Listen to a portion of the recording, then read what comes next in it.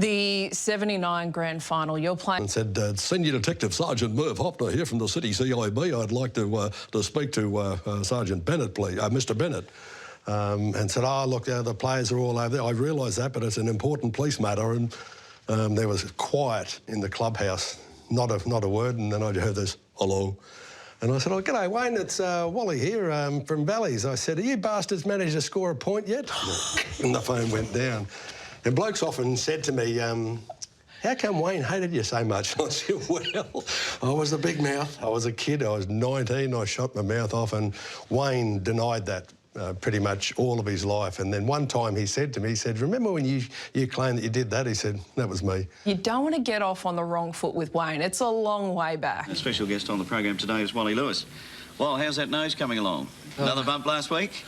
Yeah, well, she's been broken 5 weeks in a row now, and you know, they're running a bit of a betting ring down at Valleys for 6 on today. At Valleys, you're forging this courageous reputation. You're playing tough, you take the ball up, you take the hit-ups, you take on the front rowers without any question. This is one of the most shocking things I've ever seen. This incident where Mark Graham is running hard and he runs into Wally Lewis and obviously caught Lewis with the shoulder, and Wally Lewis, we think, could have almost swallowed his mouth guard. Now you can see Lewis gasping for breath. To say that's the biggest mistake you've ever made in your football career. Green able to stand up and get the way then to Dawes. Dawes back inside to Lewis. Lewis crashing through. Here's another one.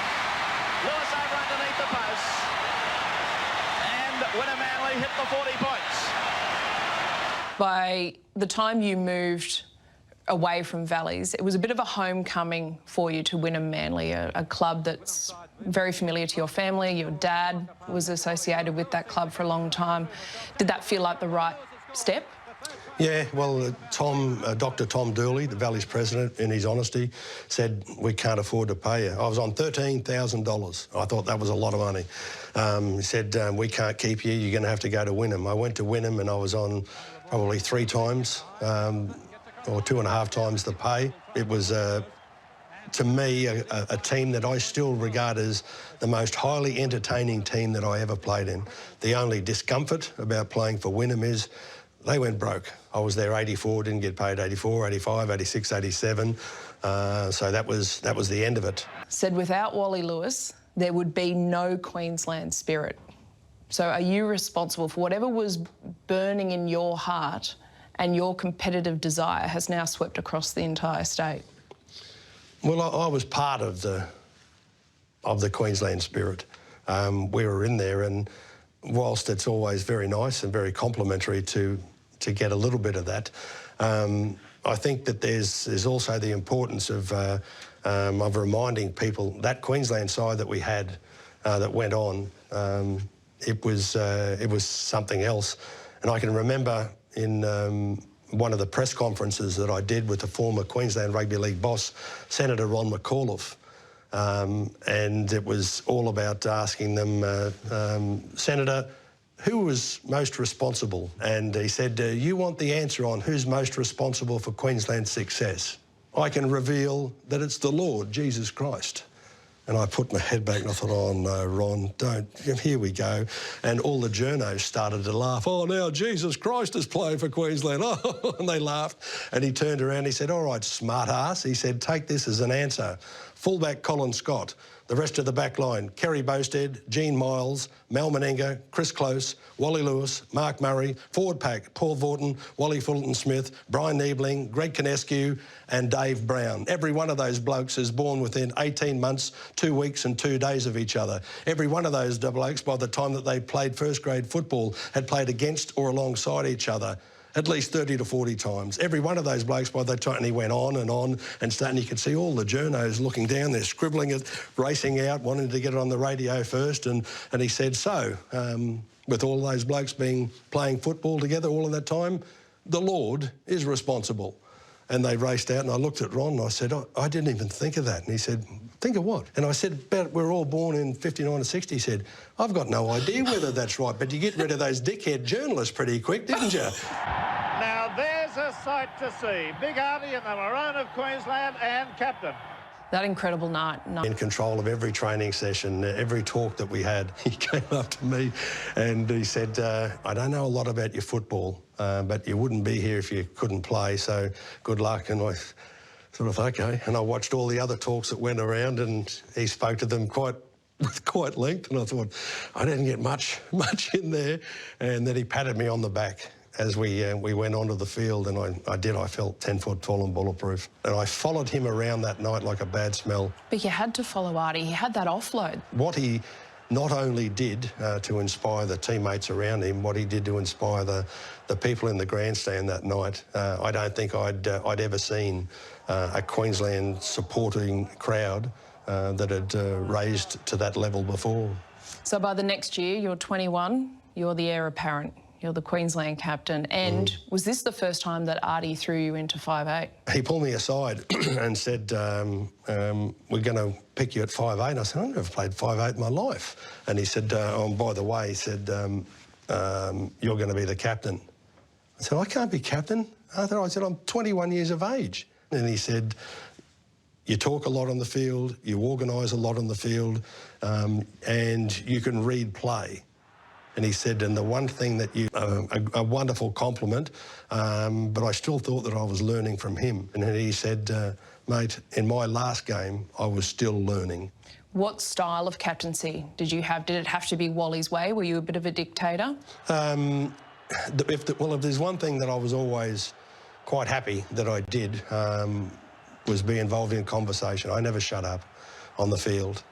Direct players what to do, where to go, how to do it, and sometimes players suffer a little bit of confusion out there. They're not sure what they should be doing. And if there's one thing that I was able to do, and I take no credit for it, but read the play. And everyone used to say, you read the play? And I said, what's read the play? Said, well, you can tell where the weaknesses in the opposition defence are. I used to sort of come up with some plays where I'd think, OK, there's not an opportunity at the moment, but let's create one. Make sure that we, again, come up with that favourite saying of mine, create doubt in the mind of the defender. And that's what it's all about. If you can make sure that he's totally unaware of what's going to be taking place, but fearful of it actually being put there, you've got him beat. Fatty gave me a rap one time where he was talking about me reading the play, and it was where I said to him, Fatty, in 3 tackles time, there's going to be a gap out here. I'll make sure that I put you into a hole there. Just go through it. Anyway, it went along, and I put the ball into the hole, and Fatty ran onto it and went. He said, at the end of the game, he said, I've never seen a hole that big in my life. Where did you get that? And I said, I don't know. I don't know.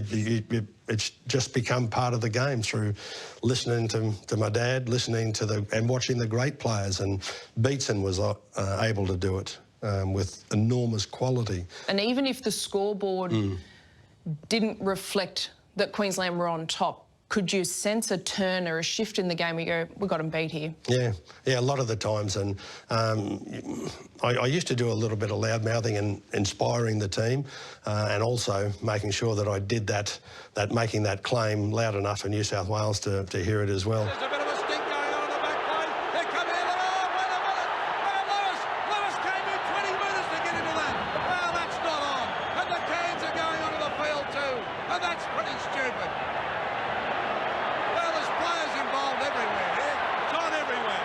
You remember this one. So Queensland's first ever whitewash of the series. After an all-in brawl where we had Greg Kinescu sent to the sin bin and Phil Daly, then I got shown the door. The cans started. They flew from everywhere, and I can remember speaking to a couple of journalists at the end of the game, and they say, you Queenslanders you're weird people. You whinge like shit about how much grog costs, and then you go and throw it away. That was a part of it, I guess, that you don't like to see, and they're not good PR exercises, particularly for those that aren't really rugby league fans. They're just people that see it on the news and say, have a look at those dickheads. No, these scenes are iconic. I mean, it became feral, but that was part of the charm. I can remember getting a message in. They're still trying to clear the field from the cans that are thrown. They're going towards the referee, and I thought, we got this. Like, the referee almost needed a police escort to get out. I think they started chanting, send him off. They absolutely lost the plot in the best possible way, because all of a sudden it wasn't, Queensland weren't just the 13 men out on the field. It was everyone north of the Tweed. The swelling of the pride for the Queensland guys and their intent to go on with it and repay the crowd for what they'd put in from the role that they'd played. But just again to talk to a couple of the New South Wales guys after the game, they were saying, Jesus, we thought we were going to get our heads knocked off. Welcome to Queensland. Beautiful one day, absolutely bonkers the next. Game 2, 89, and this is when Queensland were decimated. Yeah. This is another famous one. Alan Langer broke his leg. Mal Meninga fractured his eye socket. Paul Vaughton cracked his elbow. Mick Hancock had done his shoulder. Bommy Lindner was out there still playing on a broken ankle best he could. So enter Wally Lewis. This is all set up for you. No way Queensland should have won this. But you see something that no one else can and go on and score one of the best solo efforts that we've ever seen in the game. Man of the match performance. All comes down to you. You're giving away, what, about a foot to Mark Geyer? I can remember with another one, and then for some reason, me being a dickhead, ran in to fight against a bloke that was, you know, 10 centimetres taller than me, probably a bit more than that, and the brawl started. I can remember I was the luckiest man in town that he didn't throw a punch, otherwise I'd still be snoring.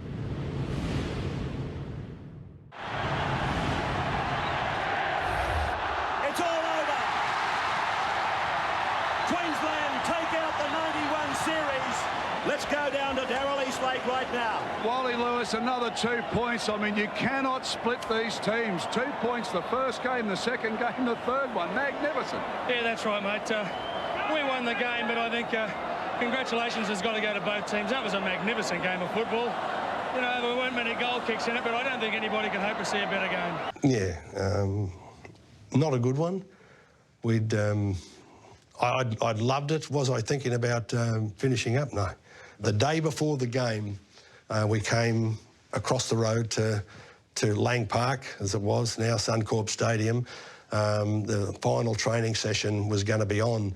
I'd been contacted just prior to that. My wife Jackie said that Jamie Lee, we were having some issues with her. She had some problems being able to communicate, and we thought that she'd had some problems with blockage of the ears, so we were going to get some tests taken. They were taking place about 2 hours before we were having our final training session here. And at the hospital, it became apparent that things were slowing down and getting slower and slower and slower. Jackie and I had sort of said, what's going on? Why are we waiting so long? And I remember the doctor came and said to us, is there somewhere we can go? And when he said that, he hadn't told us whether she was good or bad, but when he said, is there somewhere we can go, that was the indication. You knew something was wrong. And Jackie started screaming, what is it, what is it, what is it? And we didn't get to go where he wanted to. She just said, tell me what's wrong. And she said, she's profoundly deaf. And Jackie said, profoundly, explain that. Is it totally, is it extremely? And she knew what it was. She was just hoping that that wasn't going to be the answer. And he said, I'm sorry, but yes, she's totally deaf. I kept saying to the doc, you know, could she, would, and he just sort of kept shaking his head and said, no, that's it. And then I had to come here to Suncorp Stadium for the Queenslanders' final training session. And I ran on through the gates, and they said, oh, they've just finished, you know, you've missed the session. I said, oh. And I had to talk to Dick Turner, Tosser Turner, and he said, is everything all right? And I shook my head, and he said, what is it?